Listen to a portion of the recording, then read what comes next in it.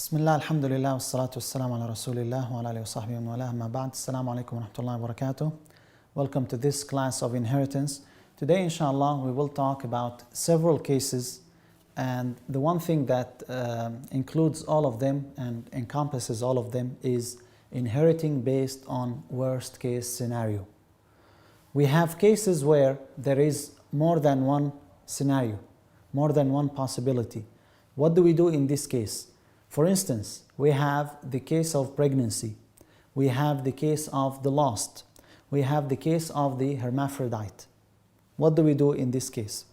So here we will talk about the possibilities, how we calculate this. And we will begin with the pregnancy. We will begin with the pregnancy. For instance, a husband passed away and left a wife who is pregnant, and a mother and an uncle. The wife, she needs money, and the uncle also said, I want some money. Maybe this is not pregnancy, it's false pregnancy. The mother also says, I need money. What do we do? Now, scholars agreed that if this woman, this wife, she was pregnant, so she has something in her womb, he deserves inheritance as long as he is born alive. As long as he is born alive, and we prove that this baby is for this person. It was his son. As long as it is his son, then he deserves money from the inheritance, even if he was born after the death of his father, because he was created in the womb of his mother before the death of his father. Okay, so that's the first case, the case of pregnancy. What do we do in this case? We tell the people, wait, it's only 9 months or less than that, it's only 6 months until she delivers, and then we can check if it was boy or girl or it was miscarriage. You will take your shares. But we cannot force them. Some people say, no, we are in need. We are in a dire need for money. We want this money to be released now. So we tell them, okay, you don't have to wait, but we have to protect the side of this pregnancy, so we have to calculate based on worst case scenario. What do we do in this case? First of all, we need to confirm that this baby is the baby of the person who passed away. How can we do that? If she delivered the baby for less than 6 months, then definitely this baby belongs to the person who passed away. Definitely, because she was married to him. And when he passed away, she took less than 6 months to deliver the baby. So she was in the relationship, in the wedlock with that man when the pregnancy happened. That's absolutely unanimous consensus according to all scholars. The question is, if she delivered that baby for more than 9 months, after 10 months she delivered the baby. Usually the fetus does not live for more than 9 months in the womb of the mother, usually. So in this case, what do we say? Well, scholars, they disagreed, but most of them said a baby could live up to 1 year. Some scholars said he could live as much as 2 years. Other scholars, they said he could live as much as 4 years. Now this is almost impossible, but they say it did happen. It did happen.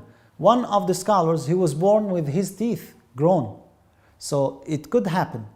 That's all if the wife did not marry another man. If she did not marry another man and the baby was born for 9 months or after 10 months, still he is her baby. But if she was married to another man and the baby was delivered for less than 6 months, again, it doesn't matter.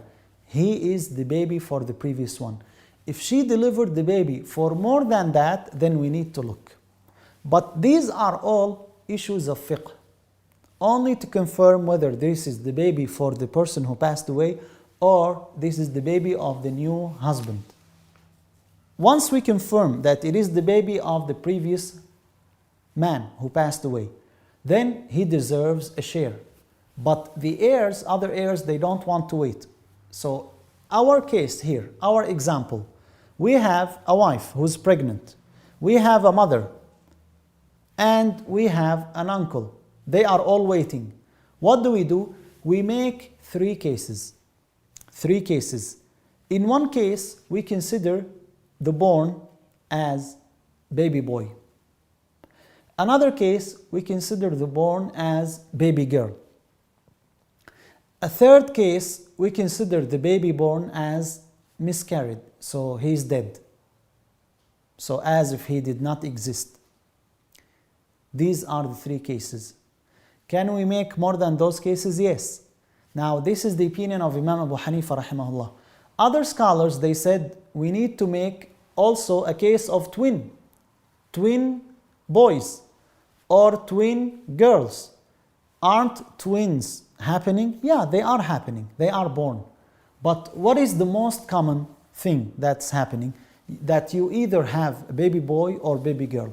So we keep track of the most common. Otherwise, it will be very long. So we make three cases. Our example, let's take our example. Wife who's pregnant, mother, uncle. And we consider also the baby boy as if it was a boy. So now we have a wife for the deceased. We have a mother, we have uncle, and we have boy, son. We have a son. So the wife gets 1/8. She gets 1/8. Why? Because there is a son. We considered him alive. The mother, she takes 1/6 because of the son. The uncle does not take anything. And the son gets the remainder. So the case is out of 12. Out of 12 or out of 24? The case is out of 24. We have a fourth, 1/4, and 1/6. Then the case is out of 24. The 1/4 is the 1/8 of the wife is 3. The 1/6 of the mother is 4. So we have 3 and 4. That is 7. The uncle does not get anything, and the son gets the remainder, which is 17. 17 for the son, and 4 for the mother, and 3 for the wife. That is 24. We keep this case. Then we move to the next case. We consider the baby as daughter, baby girl. So we have a wife, mother, uncle, and we have daughter. Wife, mother, uncle, and daughter. The wife gets what? Again, she gets 1/8. The mother gets what? The mother gets 1/6 because of the daughter. The uncle here, he inherits, he gets the remainder after the daughter gets 1/2. So we have 1/2, 1/8, 1/6, and the remainder. The case is again out of 24. The wife gets 3, the mother gets 4, the daughter gets 12, that is 19. 12 plus 4 plus 3, that is 19. How much is left? 5 for the uncle. So we calculate this case as well. So 17 plus 7, that is 24. The uncle gets 5, so we keep this case. Now the next case. If we consider the baby as dead, miscarried, we have a wife, we have a mother, and we have uncle only. The wife, how much she gets? In this case, she gets 1/4. The mother gets 1/3 because there is no offspring, there is no more than one sibling, and the uncle gets the remainder. So the case is out of 12. The case is out of 12. The mother gets 1/3, and that is 4 out of 12. The wife gets 1/4, and that is 3 out of 12. So that is 7. How much is left? 5 for the uncle. This 12, then we have 24, and then we have 24. We have to match all cases. So the case out of 12, we need to multiply it by 2 to become a match. 24 if there is a baby boy, 24 if there is a baby girl. Now we have 12, we need to match it with those, so we make it 24. We multiply. So the wife gets, instead of 3, she gets 6. The mother, instead of 4, she gets 8. The uncle, instead of 5, he gets 10 out of 24. Now we look. The wife is always going to inherit, always. She is always going to inherit. So we give her the least. From the first case, she inherited 3 out of 24. Second case, she inherited 3 out of 24. Third case, she inherited 6. So we give her the least. Because she will not get less than that. That's definitely her share. So why delay it? Give it to her. That is fine. What about the mother? The same thing. The mother, she gets 4 in one case, 4 in another case, 8 in the third case. We give her the least, which is 4. Now, the uncle, in one case, he doesn't get anything. In another case, he gets something. In another case, he gets something. We cannot give him anything. We cannot. Why? Because there is a possibility he will not get anything. So we cannot give him anything. The baby, one case he is boy, one case he is girl, one case he is dead. Also, we don't give him anything. So for sure, 7 shares will be divided. We give them. We keep 17 until the delivery takes place. Until we know whether the delivery was miscarriage, or it was a baby boy, or it was a baby girl. That is the case. That's how we solve it. I hope this is clear in regards to the pregnancy. Now, the same thing if we have a hermaphrodite. Now, in our time, it's happening. At the time of Ibn Qudama rahimahullah, the famous Hanbali scholar, he said that I was contemporary to 3 people. All of them were hermaphrodites. Now, if we have a hermaphrodite and one of his relatives passed away, we don't know whether this hermaphrodite is a boy or girl, how we give him the shares. Again, the same thing we did with the pregnancy, we consider him boy and girl. If he is boy, how much he gets? If he is girl, how much he gets? And then we give him the least. We look at the heirs with him. If they get always their shares, we give them their shares. If they get sometimes and sometimes they don't get, we don't give them anything until the case of hermaphrodite is clear. Usually, the hermaphrodite cannot be determined whether he's boy or girl. We cannot determine the gender until the age of puberty. Then it becomes easier to determine whether he grew beard, whether he had rough voice, or he had the physical body of a woman and he menstruated, then we say she is a girl. So there are signs. If he grew up or she grew up, became adult, and still we could not determine, then the matter is with the judge. People are waiting. They say, until when we have to wait? We cannot wait anymore. We need our shares. So they need to go to the judge, and the judge determines. His determination will be based on whether he will consider him a boy or a girl. Again, as I told you, this case is easier than the case of the pregnancy. Why? Because we have to calculate only 2 cases, only. Boy or girl. Only.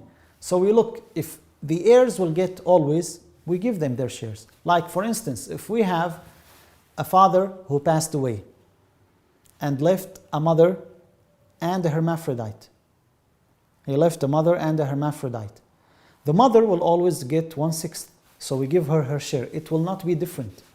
But if he left also a brother, the person who passed away, if he left a brother and a hermaphrodite baby, that baby could be girl.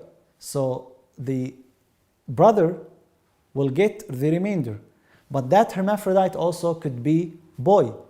That brother will not get anything then. So we look for the worst case scenario. Anyone who inherits the same, will give him his share. Anyone who inherits sometimes more, sometimes less, we give him the least. And anyone who inherits and does not inherit in some cases, we cannot give him anything. We keep the rest until the matter is clear. That's in case of the hermaphrodite. Now, in case of the lost, and loss is taking place, it used to happen before, it happens also sometimes now.